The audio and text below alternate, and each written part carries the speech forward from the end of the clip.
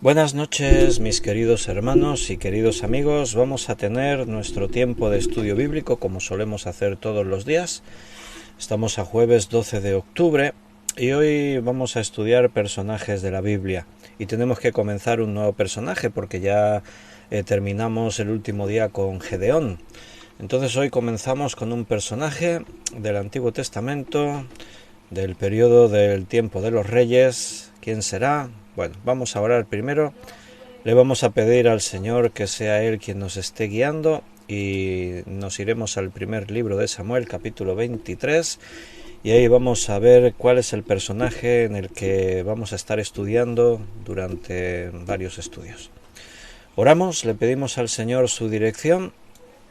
Señor, gracias, estamos contentos, agradecidos, que tú estás con nosotros y necesitamos tu guía, tu dirección. Todo lo que queremos hablar y decir, Señor, queremos que venga de ti. Háblanos tú. Tenemos necesidad de oír tu voz. Llévanos, Señor, durante este tiempo de estudio, de meditar en tu palabra. Tu iglesia necesita estar sumergida en tu palabra porque tu palabra es poder para cambiarnos, transformar nuestra forma de pensar, para poder llegar a las almas y salvarlas. Y venimos cada día, Señor, con esa intención, dispuestos a escuchar lo que tú tengas que decirnos. Bendice a mis hermanos que van a escuchar este estudio, háblale a cada uno según las necesidades y según tu voluntad. Te lo pedimos en el nombre de Jesús. Amén. Muy bien, mis queridos hermanos, pues vamos a estudiar personajes de la Biblia. Comenzamos personaje nuevo. Está en el primer libro de Samuel, capítulo 23. ¿Quién será? ¿Quién creéis que será? Bueno, ahora lo vamos a ver. Déjame que mire en el chat en directo un momentito. A ver los hermanos que han escrito algo por aquí. Tengo aquí a Rosario, Paco, Rosario, buenas noches a todos, muchas bendiciones, dicen. Luisa dice, buenas noches, Pastor Víctor, y a todos mis hermanos, bendiciones. Ana Rita dice, muchas bendiciones para todos. Juan Bermudo dice, buenas noches, Víctor. Y hermanos, que la gracia y la paz de nuestro Señor estén en vuestros corazones. Beatriz dice, buenas noches, querido pastor y queridos hermanos, que la gracia y la paz del Señor Dios y del Señor Jesús sea con todos nosotros. Amén, un fuerte abrazo, os amo en el Señor. Y Juan dice, tienes otra vez el ojo rojo, Víctor. Pues sí, tengo un ojo rojo, me levanté así esta mañana, este de aquí. Bueno, algún derrame ahí dentro del ojo. Bien, ¿qué personaje vamos a estudiar? ¿Alguien lo sabe? Primer libro de Samuel 23, vamos a leer el versículo 16 y 17.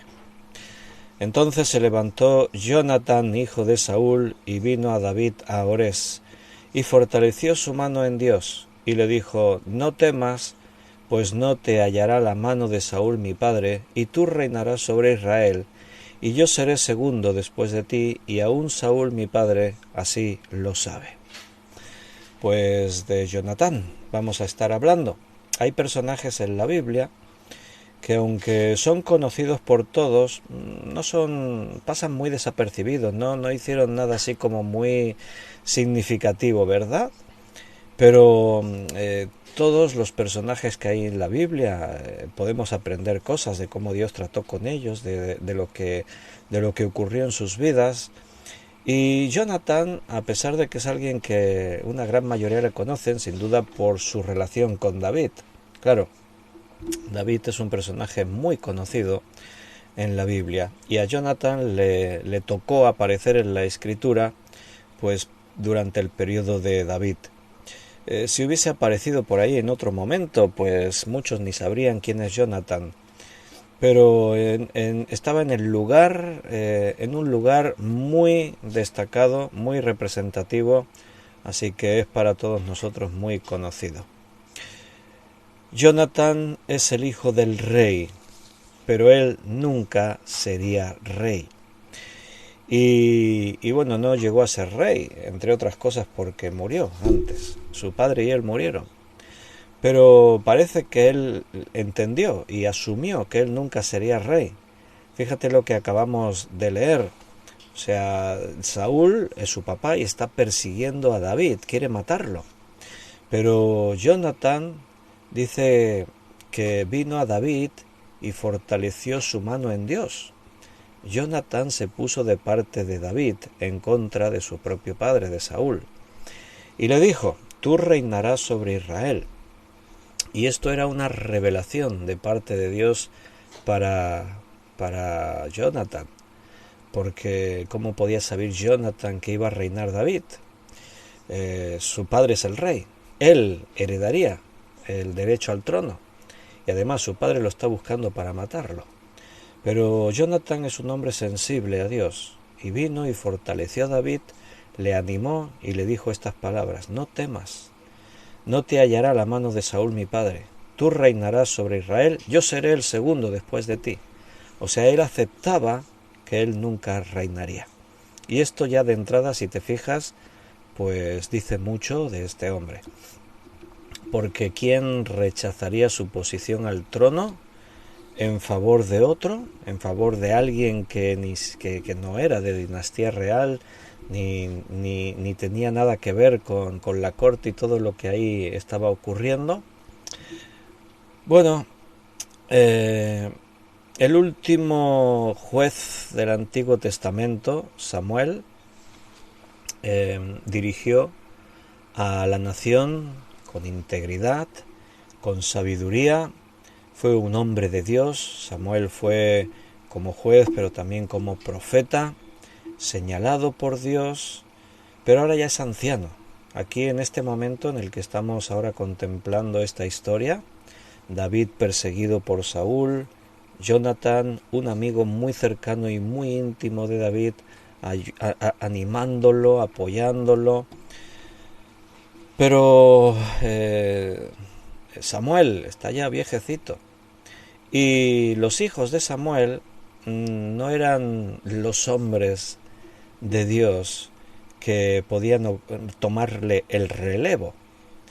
Así que la situación es un tanto extraña. Si te fijas en el capítulo 8, de aquí mismo, primer libro de Samuel, versículo 3, dice: pero no anduvieron los hijos por los caminos de su padre, antes se volvieron tras la avaricia, dejándose sobornar y pervirtiendo el derecho. Está hablando de los hijos de Samuel. Así que si te das cuenta, los hijos de Samuel no eran dignos de ocupar el lugar que su padre Samuel había estado ocupando en los últimos años, dirigiendo a la nación de Israel con sabiduría, con temor de Dios. Entonces estaban reunidos en la aldea de Ramá, que era la ciudad natal de Samuel, y los israelitas no malgastaron el tiempo a la hora de decirle al distinguido profeta y juez que estaban buscando su sustituto. Samuel, necesitamos un sustituto. Ahí está, todo eso lo tienes aquí en este texto que hemos leído de primer libro de Samuel, capítulo 8. Queremos un rey, le dicen, como las demás naciones. Todas las naciones tienen rey, nosotros también queremos un rey. Para empezar, pues es un poco así, ¿no? Que justo antes de que se muriese Samuel ya le estaban buscando un sustituto, ya querían encontrar un sustituto. Pero no querían otro profeta o juez, ellos querían un rey, querían ser como las demás naciones que había. Dice en el versículo 5, y le dijeron: he aquí tú has envejecido y tus hijos no andan en tus caminos, por tanto constitúyenos ahora un rey que nos juzgue como tienen todas las naciones. Mira, la iglesia, el pueblo de Dios, nunca debería pretender ser como todos los demás que hay en este mundo. Nosotros no somos como los demás que viven en el mundo. No es que seamos mejores, es que Dios nos ha hecho distintos. Cuando el Señor vino a nuestra vida, cuando Dios nos dio la salvación, bueno, pues resulta que hemos entrado en su presencia como hijos. Entonces eso nos hace especiales, sin duda. Y no hay un honor más grande que ser hijo de Dios y que servirle a Él. No sé por qué muchas veces hay tantos cristianos que quieren las cosas del mundo, la gloria del mundo y parecerse tanto al mundo, cuando lo que hay en el mundo es todo vanidad de vanidades. Pero a veces nos pasa como al pueblo. Nosotros queremos un rey, como tienen todas las naciones. Una petición que está dando lugar al fin del periodo de los jueces. ¿Sabes cuánto abarcó este periodo? El periodo de los jueces, pues aproximadamente unos 350 años. Un juez y profeta era señalado por Dios y era puesto al frente del pueblo para que dirigiese al pueblo.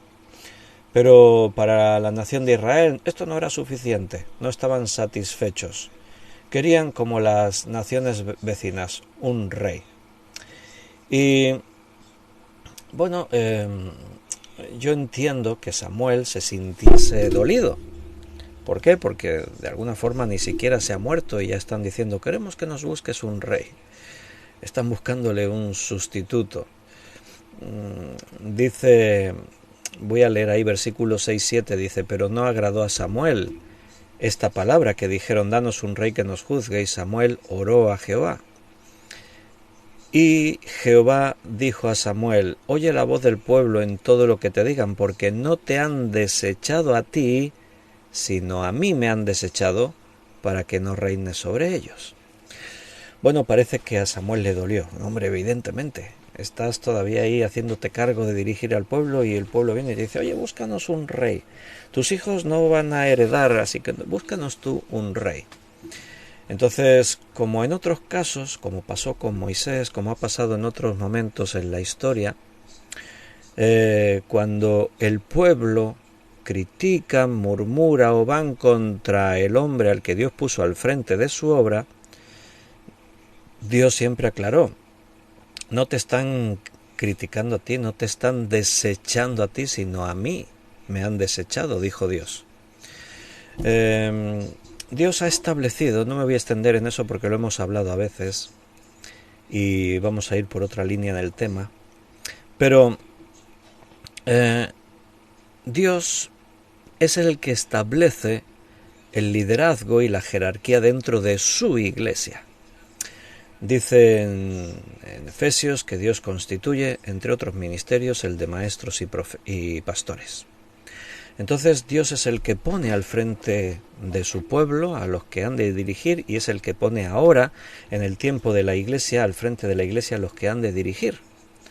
Entonces, si la iglesia es de Dios, y puntualizo eso, porque no todo lo que se llama iglesia es una verdadera iglesia, solamente la iglesia del Señor es aquella que toma su palabra e intenta seguirla obedeciendo la voz de Dios. No estoy hablando de iglesias perfectas, estoy hablando de iglesias humildes que tratan de seguir y obedecer lo que Dios dice en su palabra, sin añadir ni quitar al respecto. Entonces, si es una verdadera iglesia de Dios, el pastor que está al frente de esa iglesia es alguien a quien Dios ha puesto en ese lugar. Por lo tanto, ir contra el pastor, hablar contra el pastor, murmurar contra el pastor, es hacerlo contra Dios. Así dice con Moisés, así dice ahora Samuel, así dice en diferentes lugares de la Biblia. Es el Señor el que trata entonces con Moisés, ahora con Samuel. Si el pueblo está desechando a Samuel, Dios dice, no, tú tienes que estar tranquilo, porque en realidad quien están desechando es a mí me están desechando. Bien, en el capítulo 19 de Éxodo, hace poco que lo estudiamos, bueno, relativamente poco, allí los israelitas prometieron obedecer a Dios y seguirle en todo, mientras estaban allí en el monte Sinaí. Eso lo tienes en Éxodo 19, versículo 5 al 8. La nación había actuado como deberían hacerlo, como una teocracia. O sea, una teocracia es que el pueblo forma parte, pero quien manda es Dios. Dios, es quien está al frente. No es democracia el que el pueblo tiene el poder, es teocracia, Dios tiene el poder. El pueblo está ahí y en su misericordia nos deja participar y cuenta con nosotros y nos hace sus hijos, pero Él manda. ¿Pero por qué? Hombre, por pura lógica. Si Dios lo sabe todo, si Dios lo puede todo, si Dios es amor, si Dios es santo, si Dios es justicia, si Dios, etcétera, etcétera, Él es el que tiene que mandar. No es que Él se impone, bueno, mando yo porque me gusta. No, es porque tiene que ser así. Él lo sabe todo, Él siempre hará lo mejor, Él es el que tiene todo el poder. Entonces, en el Sinaí, el pueblo actuó de forma correcta. Tú serás nuestro Dios, nosotros te obedeceremos en todo. Bien, así que el Señor era el único rey que Israel debía tener. Y era Dios quien gobernaba utilizando a sus hombres y mujeres que ponía al frente como jueces. Pero el rey era Él. Él utilizaba a sus hombres y mujeres. Es como en una corte el rey reina, pero él tiene a sus siervos, que muchas veces son los que gobiernan y administran entre el pueblo. Bien, pues esto es lo que Dios hacía. Este era el sistema de Dios, el método era este. Dios ponía a hombres o mujeres al frente de su pueblo y el pueblo era dirigido por Dios, porque Él es quien reina. Pero ahora el pueblo no están contentos, ahora quieren un rey humano. No es Dios nuestro rey, no, queremos como las demás naciones. Queremos un rey, ya no quieren la teocracia, ahora quieren una monarquía, como los demás. Queremos ser como el resto de los seres humanos. Queremos parecernos a las demás naciones que nos rodean. A lo largo de los 4 siglos previos, habían olvidado repetidamente una y otra vez que el Señor era su rey. Incluso se habían vuelto a adorar a otros dioses, como estuvimos viendo un poquito al hablar de Gedeón anteriormente. Entonces, esa petición que le hacen a Samuel, que quieren un rey, no es otra cosa sino una expresión final de su apostasía, de su actitud de haberle dado la espalda a Dios en pos de otras cosas. Ahora ya Dios no es suficiente, ahora quieren otras cosas, quieren un rey. Qué triste, qué pena que en la Iglesia muchas veces también pasa esto. Hay momentos en la vida de la Iglesia, de los que se llaman creyentes, en los que Dios ya no es suficiente. Ya no satisface, ya no me llena, ya no queremos algo más. Y es cuando la Iglesia se empieza a convertir en un circo, se empieza a convertir en un lugar donde se hacen miles de actividades lúdicas, donde se busca que el entretenimiento esté ahí en todo y bueno, espero que nunca nos ocurra que dejemos a Dios a un lado para hacer de nuestra fe simplemente un club de actividades lúdicas. Samuel le advierte al pueblo, le dice, mira, no es la voluntad de Dios. Dios no quiere daros un rey, pero porque no es bueno para vosotros. Eso lo tienes ahí del versículo 10 en adelante. Y refirió Samuel todas las palabras de Jehová al pueblo que le había pedido rey. Dijo pues, así hará el rey que reina sobre vosotros, tomará vuestros hijos y los pondrá en sus carros y con su gente de caballo para que corran delante de su carro, y nombrará para sí jefes de miles y jefes de cincuentenas, los pondrá a sí mismo a que aren sus campos y sieguen sus mieses, y a que hagan sus armas de guerra y los pertrechos de sus carros. Tomará también a vuestras hijas para que sean perfumadoras, cocineras y amasadoras. Asimismo tomará lo mejor de vuestras tierras, de vuestras viñas, de vuestros olivares, y los dará a sus siervos. Diezmará vuestro grano, vuestras viñas, para dar a sus oficiales y a sus siervos. Tomará vuestros siervos y vuestras siervas, vuestros mejores jóvenes y vuestros asnos, y con ellos hará sus obras. Diezmará también vuestros rebaños y seréis sus siervos. Y clamaréis aquel día a causa de vuestro rey que os habréis elegido, mas Jehová no responderá en aquel día. En otras palabras, os lo he advertido. Tenéis que saber que tener un rey no es bueno para vosotros. Os va a afligir. Es lo que ocurría. Ellos dicen, queremos un rey como los otros pueblos. Bueno, ¿por qué no observaron bien lo que pasaba con los otros reyes en los otros pueblos? No quisieron ver eso.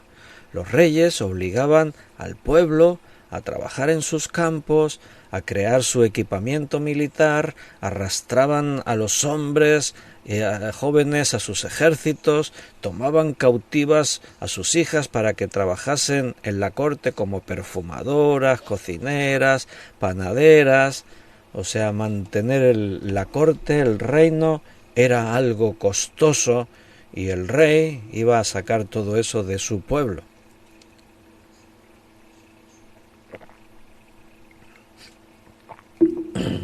Para mantener el reino, los reyes cobraban tributos, impuestos, a veces se quedaban con posesiones a su antojo, hacían siervos súbditos a quien a ellos les parecía, era el rey. La palabra soberano significa eso, que el rey es el que tiene la última palabra, es el que tiene la máxima autoridad y nadie le puede cuestionar ni decir nada en contra. Y de todas maneras, el pueblo dijo, queremos un rey. Sí, queremos ser como las demás naciones. A veces nosotros mismos nos metemos en nuestros problemas y después nos quejamos a Dios. Le decimos, Señor, ¿por qué me pasa a mí esto? Fíjate la advertencia del versículo 18, y clamaréis aquel día a causa de vuestro rey que os habéis elegido, mas Jehová no responderá en aquel día. Dios nos advierte para que no caigamos en según qué problemas y errores, pero a veces no nos importa lo que Dios nos dice, hacemos sordos a sus oídos. Cada día, cuando abrimos la Escritura y la estudiamos, Dios nos habla. Cada domingo, cuando se predica la palabra de Dios en la iglesia, Dios nos habla. Cuando tú lees la Biblia en tu devocional, Dios te habla. O sea, Dios te habla y te dice cosas, te dice lo que haces mal y lo que deberías hacer. Dice que te esfuerces aquí y que dejes de hacer esto. ¿Y qué es lo que haces con lo que Dios te dice? Bueno, Dios le advirtió al pueblo y el pueblo dijeron, no, pero es que nosotros queremos un rey. Así que insisten tercamente, no quieren escuchar a Samuel, lo están despreciando, como Dios le ha dicho, no te desprecian a ti, me desprecian a mí. Así que, bueno, versículo 19-20, pero el pueblo no quiso oír la voz de Samuel, o sea, no quiso oír la voz de Dios. Y dijo, no, sino que habrá rey sobre nosotros. Y nosotros seremos también como todas las naciones y nuestro rey nos gobernará y saldrá delante de nosotros y hará nuestras guerras. A mí siempre me han sorprendido estas escenas bíblicas. Y me sorprenden, pero no me sorprenden, porque como yo ya conozco el corazón del hombre, me conozco a mí mismo, conozco a los hombres en toda mi vida y mi experiencia, pues no me sorprende. Y a la vez digo, me sorprende. ¿Por qué? Porque ¿cómo podemos ser tan necios de que Dios, o sea, no cualquiera con cualquier idea, Dios? Recuerda, Dios ha establecido un principio, nos ha dejado su palabra, Él ha puesto a maestros y pastores para que enseñen esa palabra. O sea que Dios nos habla, ¿cómo? A través de Samuel, a través del pastor, a través del predicador, a través del maestro. Dios nos habla cuando su palabra es predicada. Y Dios nos dice, mira, esto no debes seguir haciéndolo. O Dios nos dice, esto debes hacerlo. Y nosotros escuchamos lo que Dios nos dice, pero hacemos lo que nos da la gana. Y oyó Samuel todas las palabras del pueblo, el 19. Pero el pueblo no quiso oír la voz de Samuel. No quiso. Dios nos habla y nosotros no queremos escucharle. Yo me doy cuenta. Yo predico y enseño la palabra a la iglesia. Después observo y veo que a pesar de que Dios nos habló, nosotros a lo mejor no decimos, no quiero, pero lo hacemos. En realidad no oímos la voz de Dios. Aquí el pueblo no quiso oír la voz de Dios, sino que dijo, no, sino que habrá rey sobre nosotros. A veces Dios te dice, mira, esta es mi voluntad. Y tú dices, no, yo quiero esto otro. A veces Dios nos dice, mira, toma este camino. Y yo digo, no, yo quiero ir por este otro. A veces Dios me dice, sírveme así, de esta manera y en este lugar. Y yo digo, no, yo lo hago de otra manera.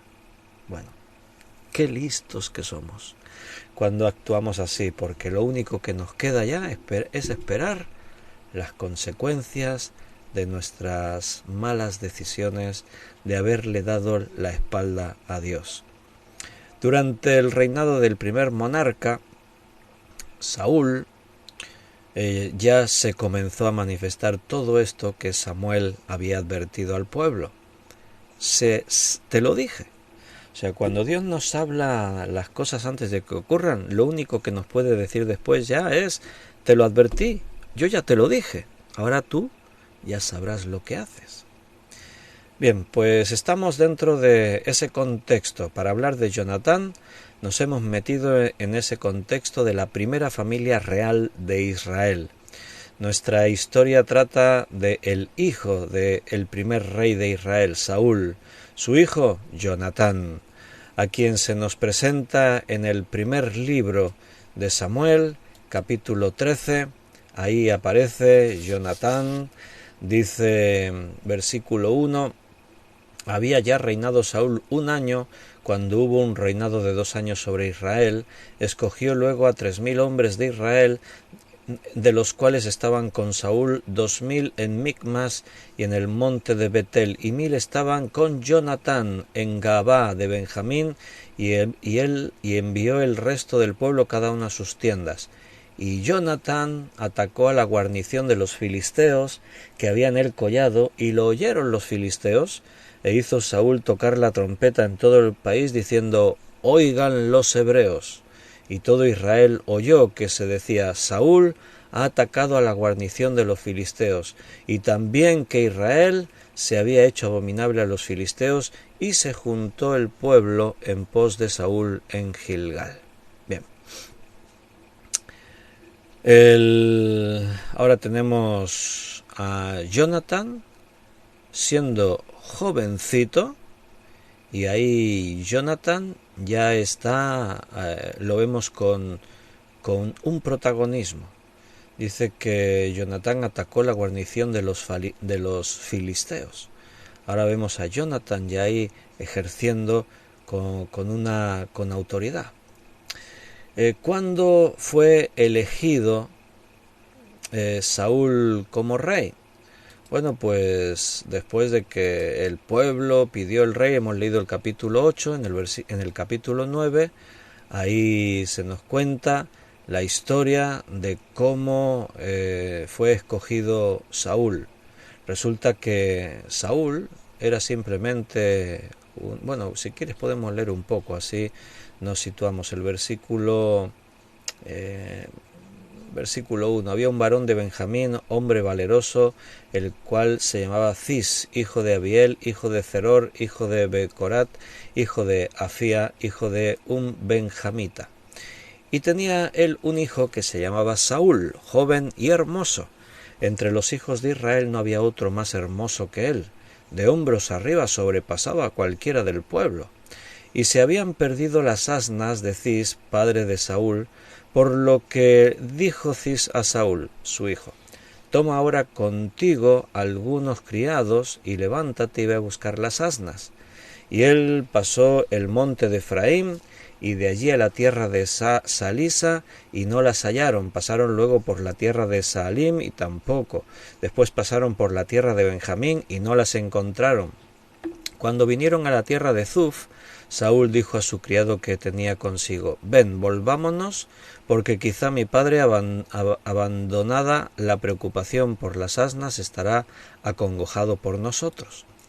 Él le respondió, he aquí ahora hay en esta ciudad un varón de Dios, que es hombre insigne, todo lo que él dice acontece sin falta.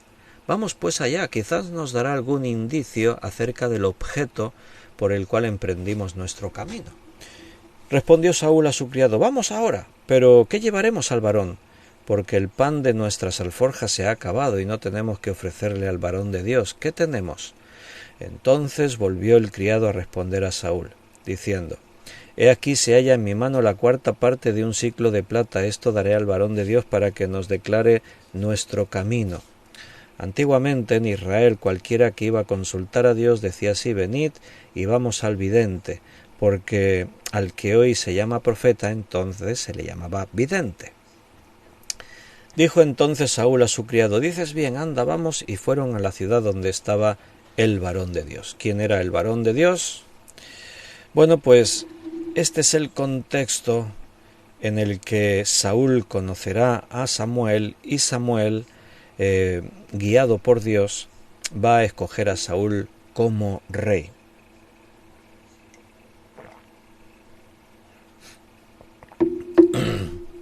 Samuel le declara a Saúl cuando lo encuentran, dice versículo 19, y Samuel respondió a Saúl diciendo: yo soy el vidente, sube delante de mí al lugar alto y come hoy conmigo, y por la mañana te despacharé y te descubriré todo lo que está en tu corazón.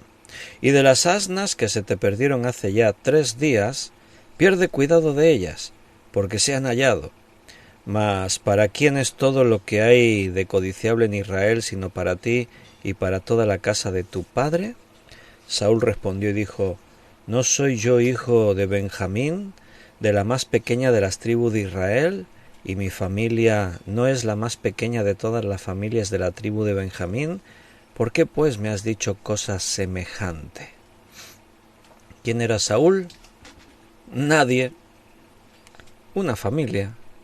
No eran pobres, pero tampoco eran ricos. Él con humildad reconoce: ¿quién soy yo y mi familia? No somos nadie. ¿Por qué nos dices así? Que todo lo que hay de codiciable en Israel será para nosotros. ¿Por qué nos hablas de esta manera? Saúl estaba asombrado. Y entonces a continuación Samuel le explica que él se va a convertir en el primer rey de Israel. Lo que había comenzado a un nivel bajo como la búsqueda de unas asnas perdidas, terminó delante de un vidente, un profeta, y con una revelación que jamás Saúl se habría imaginado. ¿Cómo cambia la gente de carácter? Cuando no son nada, son pobres, humildes, y de pronto un día adquieren fama, poder, riqueza, y se olvidan de dónde salieron, y de pronto se creen mejores que nadie. Ahora ya solo se codean con los poderosos como ellos. Ahora creen que tienen la autoridad para despreciar y decidir sobre la vida de los demás. Saúl empezó bien, elegido por Dios, señalado por Dios, con humildad. ¿Quién soy yo y mi casa para que nos hables así? Pero terminó mal. Sus últimos días fueron terribles, atormentado por espíritus inmundos. ¿Y todo por qué? Porque le dio la espalda a Dios. Dios le mostró su voluntad y Saúl no obedeció, le desobedeció y sufrió las consecuencias. Finalmente terminó quitándose la vida, se suicidó. Él era de la tribu de Benjamín, dice ahí, y dice que era el más hermoso de los hombres de Israel. Así que era un buen candidato para convertirse en rey de Israel, pero según las apariencias externas. Cuando Dios desecha a Saúl, dice: me he buscado a un varón conforme a mi corazón. Eso es lo que importa, lo que hay en el corazón, lo exterior. Si eres más alto, más guapo, más... todo eso es relativo, no tiene mucha importancia, no tiene mucha trascendencia. Si miras en Hechos capítulo 13, versículo 21, Hechos 13, 21, dice: luego pidieron un rey, y Dios les dio a Saúl, hijo de Cis, varón de la tribu de Benjamín, por 40 años. Así que sabemos que Saúl reinó 40 años porque en otros lugares de la Biblia se nos da esa información. exactamente aquí en el libro de Hechos, en una predicación que Pablo está haciendo a unas personas. Saúl reinó sobre Israel 40 años, pero sus errores ya comenzaron desde casi el principio, de forma inmediata. Cuando regresaba a casa tras reunirse con Samuel, Saúl tímidamente guardó su futura posición como un secreto. Me vuelvo otra vez al primer libro de Samuel, en el capítulo 10, versículo 16, y Saúl respondió a su tío: nos declaró expresamente que las asnas habían sido halladas, mas del asunto del reino de que Samuel le había hablado no le descubrió nada. Se lo calló. Después durante la ceremonia de su coronación, su propia ceremonia de coronación, también intentó esconderse. Dice versículo 22, de aquí, primer libro Samuel 10, 22. Preguntaron pues otra vez a Jehová si no había venido allí aquel varón, y respondió Jehová: he aquí que él está escondido entre el bagaje. Se escondió. O sea, era humilde, era tímido. ¿Qué es lo que era Saúl? Bueno, era el temor y una débil confianza. Se hicieron evidentes después durante todo su reinado. Siempre se sintió inseguro. Cuando David ganó protagonismo, él sintió celos, se sintió amenazado, su reino lo vio amenazado, y a partir de ahí fue lo que provocó y desencadenó buscar a David para matarlo. Entonces, bueno, poco a poco podríamos incluso decir que Saúl se volvió paranoico ante otros rivales, y a veces actuaba ya sin pensar, lo hacía apresuradamente para compensar su ineptitud como líder.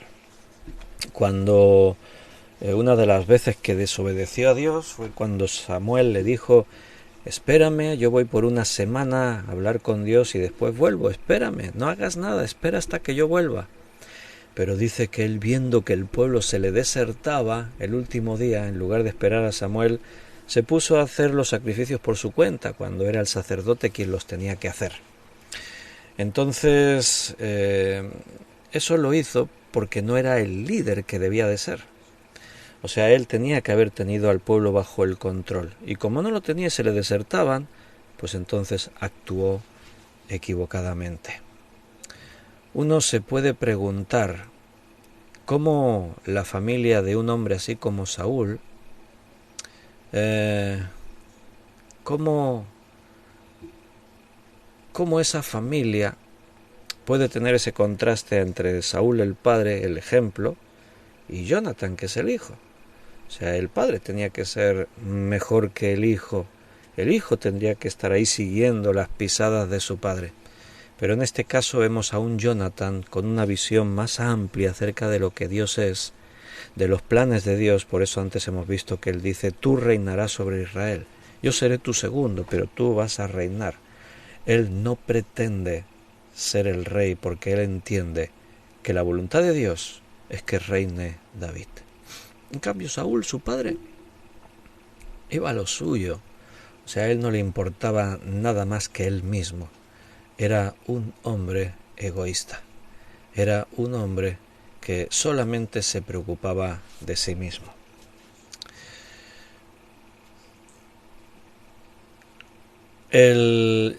Jonathan, cuando recibió la noticia de que su padre iba a ser rey, ¿cómo asumió eso? ¿Cómo recibió, ¿no?, esta noticia? Bueno, imagínate, si mi padre va a ser rey, quiere decir que yo un día seré rey. O sea, eso se convierte en todo un notición grandísimo en la casa de Saúl. Entonces, pero Jonathan conoce a su padre y él es consciente de las debilidades de su padre. Está muy familiarizado con, claro, su padre, ¿no? Entonces, Jonathan no se intimidó cuando Saúl se convirtió en rey, era su padre. De hecho, no dudó en desacatar la autoridad de su padre cuando ahora Saúl, ya como rey, actuó de formas irracionales y simplemente movido por los celos y la envidia.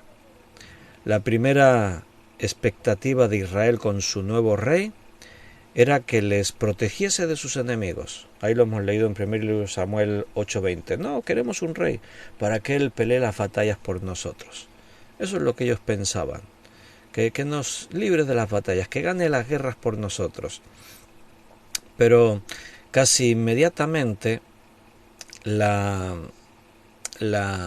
si Saúl iba a ser capaz de librarles de sus enemigos, pues se puso a prueba bien pronto. Saúl dirigió a los israelitas en una victoria. La victoria fue dada por Dios ante los amonitas, pero era Saúl el que estaba frente del ejército. Eso lo tienes en el capítulo 11 del primer libro de Samuel. Saúl derrota a los amonitas. Versículo 13 dice: y Saúl dijo: no morirá hoy ninguno, porque hoy Jehová ha dado salvación a Israel. Entonces, bueno, empezó bien Saúl. Después hubo un mayor desafío. En menos de 2 años de reinado, acompañado de un ejército de 3.000 hombres, el rey se encontró con un peligroso conflicto contra los filisteos. Y aunque anteriormente Sansón había asestado un golpe devastador a los filisteos, cuando al final, antes de morir, él derrumbó aquel lugar y murieron todos los que mandaban, pero bueno, después los filisteos se reorganizaron, volvieron a organizarse como una amenaza militar contra Israel, y ahora en este momento, en los primeros años del reinado de Saúl, los filisteos comienzan a amenazar a Israel de una forma muy seria. El nuevo monarca de Israel no debería por qué tener miedo, ya que el Señor ya había prometido la victoria sobre ellos. Primer libro de Samuel 9:16, ahí está la promesa: mañana a esta misma hora yo enviaré a ti un varón de la tierra de Benjamín, al cual ungirás por el príncipe sobre mi pueblo Israel, y salvará a mi pueblo de la mano de los filisteos, porque yo he mirado a mi pueblo por cuanto su clamor ha llegado hasta mí. O sea que Dios ya profetizó que por mano de Saúl el pueblo vencería a los filisteos. Entonces, es el contexto de este conflicto donde aparece Jonatán. Y aparece por primera vez en el relato bíblico. Ahí estábamos antes, en primer libro de Samuel 13:2. Escogió luego a 3.000 hombres de Israel, de los cuales estaban con Saúl 2.000 en Micmas, en el monte de Betel, y 1.000 estaban con Jonatán. Ahí aparece Jonatán por primera vez. Mientras Saúl esperaba en otro lugar, Jonatán con sus hombres atacó la guarnición filistea en Geba y la conquistó. Geba estaba situada a unos 5 kilómetros del gobierno original de Israel, la ciudad de Gabaa, causando la destrucción de este puesto fronterizo. Bueno, pues era un puesto fronterizo muy importante y por lo tanto era un punto estratégico en favor de Israel, y Jonatán lo conquistó. Si Saúl ordenó el ataque, no lo dice en la Biblia. Dice que mientras Saúl estaba en Micmas con sus 2.000 hombres, Jonatán atacó la guarnición. ¿Quiere decir que lo hizo por su cuenta? Bueno, pues es el hijo del rey, es el príncipe.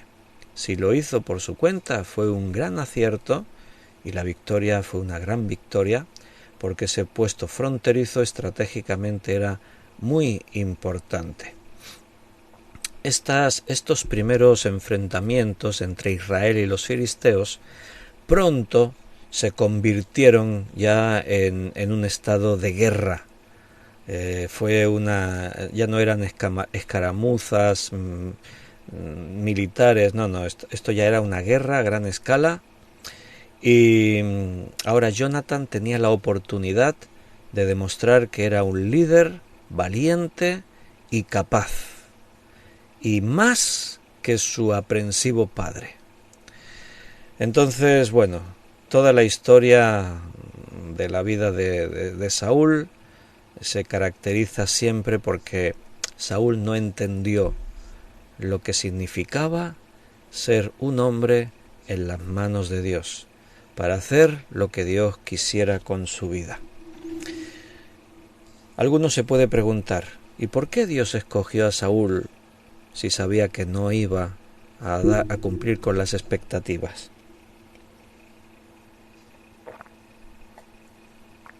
Bueno, porque Dios no está condicionado a nosotros, ni está condicionado a lo que Él sabe. Él sabe todo lo del futuro. Pero Él da oportunidades a todos de la misma manera, no hace exclusión de personas. Saúl recibió el honor de ser rey y él podía haber aprovechado esa oportunidad. Dios nos da a nosotros, a ti, a mí, oportunidades de servirle, de hacer cosas para Él, y fíjate que no todos van a ser capaces de llevar adelante la misión. Saúl no quería obedecer a Dios, no estaba dispuesto, le desobedeció. Primer libro de Samuel 13:5. Entonces los filisteos se juntaron para pelear contra Israel, 30.000 carros, 6.000 hombres de a caballo y pueblo numeroso como la arena que está a la orilla del mar. Y subieron y acamparon en Micmas al oriente de Bet-aven. Bueno, ahora la situación se ha puesto tensa. Hay un ejército de filisteos de miles de carros, de jinetes, de infantería. La expresión como la arena que está a la orilla del mar nos hace pensar en una magnitud de un ejército impresionante. Entonces querían venganza contra el ejército hebreo. Los hebreos, como Jonatán, con sus hombres habían conseguido alguna victoria, pero los filisteos no están dispuestos a eso. Entonces, ahora se pone a prueba la firmeza, la valentía y la fe de los hombres de Saúl y del propio Saúl. Y bueno, y ahí se ve realmente el liderazgo de un hombre y se ve la influencia que éste ejerce en el pueblo. Porque ¿qué pasaba ahí? Pues que muchos hombres de Saúl abandonaban y se marchaban, se escondían por ahí. Dice versículo 6, mira, cuando los hombres de Israel vieron que estaban en estrecho, porque el pueblo estaba en aprieto, se escondieron en cuevas, en fosos, en peñascos, en rocas y en cisternas, y algunos de los hebreos pasaron el Jordán a la tierra de Gat y de Galaad, pero Saúl permanecía aún en Gilgal y todo el pueblo iba tras él. ¿Qué dice ahí? Temblando. No, claro, así como ¿a dónde vas con un ejército que se deserta? Unos se van a las cuevas, otros cruzan el Jordán, se fueron lo más lejos posible, y los que quedan ahí van temblando. Bueno, esto nos habla mucho de el rey, del carácter del rey. Así que se quedó esperando en Gilgal Saúl y los hombres que quedaban muertos de miedo. Muertos de miedo. Saúl, de hecho, no tenía razón para estar paralizado por el miedo y la masacre, ya que Samuel anteriormente le había dado claras instrucciones sobre cómo tenía que actuar.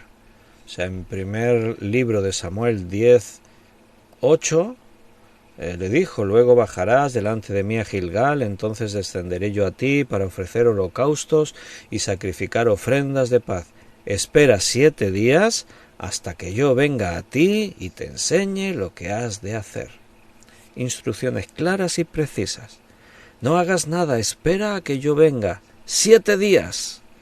Mira, yo entiendo que uno se puede desesperar esperando, ¿no?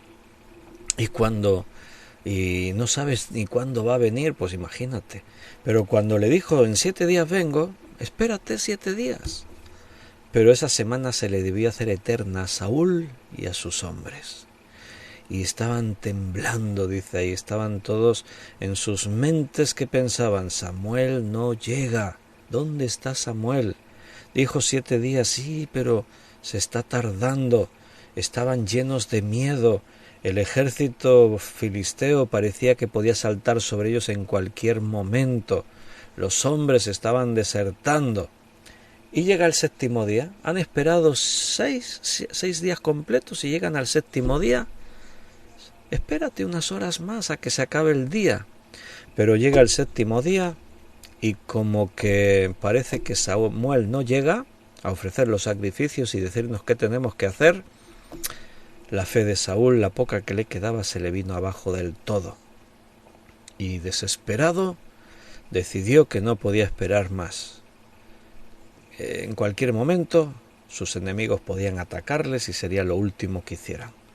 Así que él sintió la necesidad de pasar a la acción y, no haciendo caso de las instrucciones de Samuel, espérate 7 días, no hagas nada hasta que yo venga.